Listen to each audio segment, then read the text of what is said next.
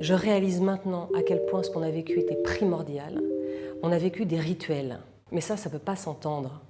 Mais c'est très beau, les rituels. On manque de rituels. Des rituels, je me souviendrai toute ma vie, à 7 ans, je rentre dans une spirale pour allumer une bougie.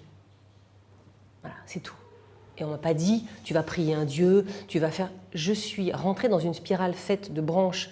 Et le plus beau, c'était presque encore de le voir année après année. Et quand j'étais en 12e classe, ou en 8e, je ne sais plus, d'être la marraine d'un petit qui rentrait à l'école et qui a pu aller dans cette spirale. Mais qu'est-ce que c'est qu'une spirale? Mais en fait, c'est millénaire. Je veux dire, rentrer, faire des rituels.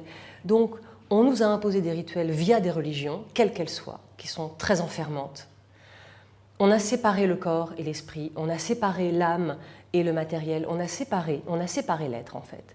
Et je réalise moi maintenant à quel point, en fait, cette pédagogie que je n'ai pas étudiée, mais je pressens tout ça de ce que j'ai vécu, rassemblait l'homme, permettait une unité en fait, quelque chose d'holistique.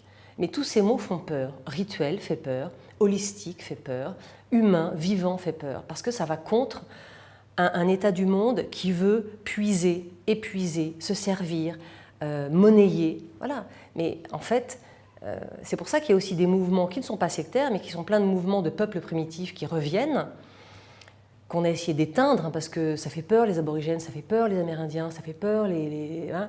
Mais en fait, ce sont des gens, et je pense que Steiner, que je n'ai pas du tout étudié, donc là je vous dis vraiment un truc complètement intuitif, était complètement empreint de tout ça en fait.